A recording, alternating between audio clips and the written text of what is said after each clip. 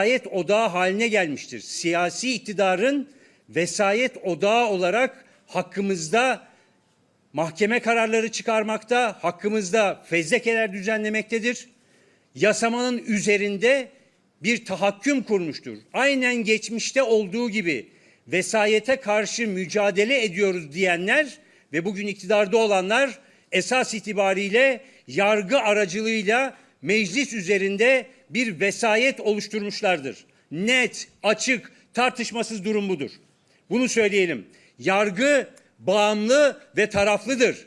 İktidara bağımlıdır, iktidarın tarafıdır ve iktidar yürütme tarafından önüne konulan her şeyi bir siyasi partinin yan kuruluşu gibi değerlendirmekte ve karar vermektedir. Savcılar HDP'li vekiller hakkında fezleke hazırlama yarışı yapmaktadırlar.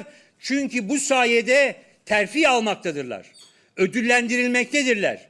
Mahkeme heyetleri hukuka değil, anayasaya değil, yasalara değil, Türkiye'nin imzalamış olduğu uluslararası demokratik sözleşmelere değil, evrensel hukuk ilkelerine göre değil, sarayın ne dediğine bakarak karar vermektedirler. Yargıyı bu hale getirmiştir yürütme ve iktidar. Bunu asla kabul etmiyoruz.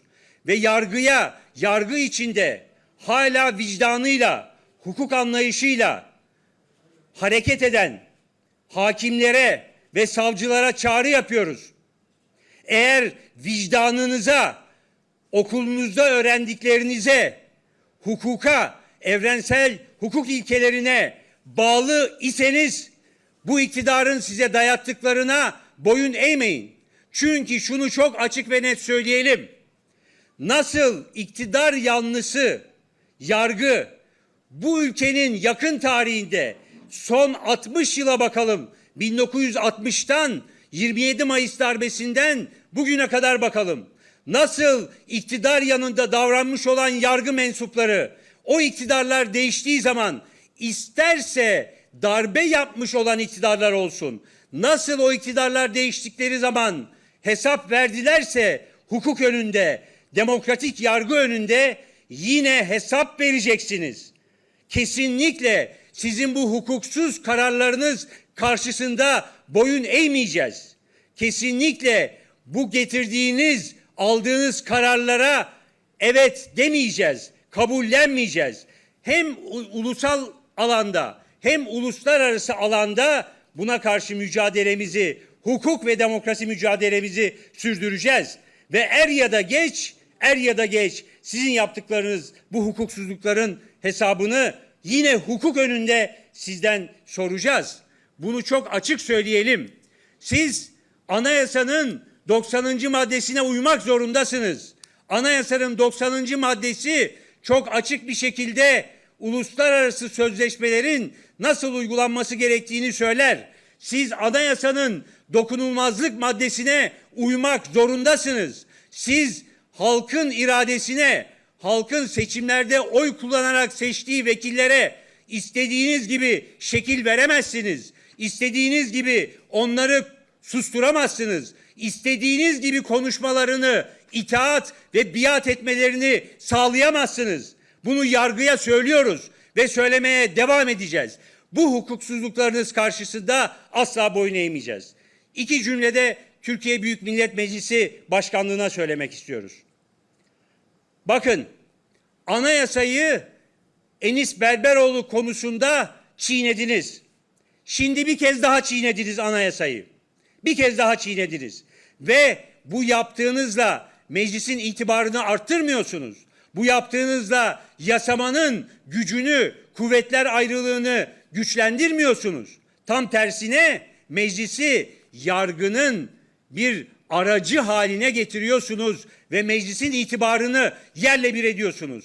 Nasıl Enis Berberoğlu kararında geri dönüp Enis Berberoğlu'nun düşürülmüş milletvekilliğini tekrar iade etmek zorunda kaldıysanız yine aynı şey olacak ve siz tarihe aslında milletvekilliklerini hukuksuz ve anayasaya aykırı biçimde düşüren ve sonra tekrardan onlara milletvekilliklerini iade eden bir meclis başkanı olarak geçeceksiniz. Bunu yapmayı sürdürmeyin. Hukuka, anayasanın dokunulmazlık maddelerine uygun davranmaya bir kez daha sizi davet ediyoruz.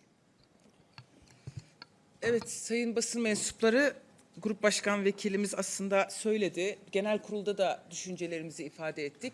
Bu mesele burada bitmeyecek. Her şeyden önce bunu söyleyeyim. Bugün Ömer Faruk Gergerlioğlu'nun vekilliği düşürüldü, infazı var, hapse atılacak. Bu kadar basit değil. Hiçbir şey bu kadar basit değil. Bu kararın burada okunması, bu kararın istinaf süreci, bu kararın soruşturma süreci, Yargıtay süreci ve AYM süreci Türkiye tarihinde daha önümüzdeki 10 yıllar boyunca tartışılmaya devam edecek. Bu kadar önemlidir. Bu karar, bir kez daha söyleyeyim ve söylemekten vazgeçmeyeceğiz, bir milletvekilimizin bir haber sitesindeki haberi paylaşması sebebiyle verilen bir cezadır arkadaşlar. Ve barış mümkün diyen bir haber başlığıdır. Barışı istediği için propagandadan ceza verildi. Ve o haber sitesinin haberi, yayını hala linki var ve dolaşımda. O haberi RT yapan hiç kimse hakkında bir soruşturma yok. Ayrıca zaten bunun hukukla da bir ilgisi yok. Şunu bir kez daha söylemek istiyorum. Bugün egemenlik şartsız, kayıtsız şartsız milletindir sözlerini arkasına alan Meclis Başkanlık Divanı egemenliği ayaklarının altına almıştır. Halkın oy verdiği bir milletvekilinin hukuksuz, tamamen siyasi vesayetle hızlandırılan, onaylattırılan, buraya getirtilen kararını okunmakla egemenliğin artık millette olmadığını bütün Türkiye ve dünyaya ilan etmek istemiştir, etmiştir. Ama biz egemenliğin millette olması için, egemenliğin halkta olması için, cumhuriyetin demokratikleşmesi için ve halkın temsilcilerinin halka hakikaten vekalet edebilmesi için mücadelemizi devam ettireceğiz. Bugün vekilliği düşürülen 14. milletvekilimiz arkadaşlar. 14. Geçen yasama döneminde 11 milletvekilimizin vekilliği düşürüldü. Bugün de en son Ömer Faruk Gergerlioğlu, Leyla Güven ve Musa Farisoğlu ile beraber 14. Ve vekilliği düşürülen sadece bir örnek daha var. Enis Berberoğlu'nu saymıyorum, o geri geldi. Adalet Partisi döneminden bir milletvekili. 1950 yılında. Başka partiden milletvekilliği düşürülmemiş. Bu da iktidarın ve küçük ortağının bizimle siyaseten yarışamadığı için, bizim tezlerimizin aksini asla halka kabul ettiremediği için, her sözümüzün kendilerinin yalanlarını teşhir ettiği için, her sözümüzle kendilerine ayna tuttuğumuz için partimizi hedefe koyuyorlar. Bizim karşımızda bağımsız ve tarafsız bir yargı olsaydı, bizim zerre kadar bu sözleri söyleme ihtiyacımız olmazdı. Yargı bugün, dün sevgili Selahattin Demirtaş çok iyi ifade etmiş. Çok beğendiğim için ve desteklediğim için söylüyorum. Artık Türk Ceza Kanunu'na göre, Ceza Muhakemeleri Kanunu'na göre, anayasaya göre yargılama yapmıyor. Siyasi partiler yasasına göre, siyasi partilerin grup toplantılarına göre, MYK kararlarına göre karar veren, bunu emir telakki kabul eden bir yargıyla karşı karşıyayız. Bu Türkiye'yi uçurumdan aşağı yuvarlıyor. Biz de o yuvarlanmayı durdurmaya çalışıyoruz. Dibe çakılmasını önlemeye çalışıyoruz. Bugün bu parlamentoda her sözüyle, fiiliyle, açıklamasıyla insan hakları savunuculuğu yapan ve herkesin hakkını savunan Kocaeli milletvekilimizin vekilliği düşürülerek aslında hak savunuculuğunun iktidara muhalefet anlamında engellendiğini, HDP'nin de bu nedenle hedefe konulduğunu bir kez daha ifade etmek istiyoruz. Ömer Faruk Gergerlioğlu tabii ki halkın vekilidir. Vekil olmaya devam edecektir. Şu anda genel kurulda orada oturmaya devam edecek. Biz de yanında olacağız. Ama bütün Türkiye'ye şunu söyleyeyim. herhalde bugünkü tezkere küçük ortağa bir hediyeydi.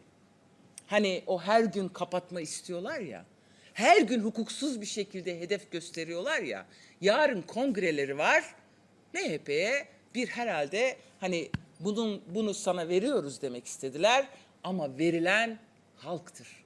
Halkın iradesidir.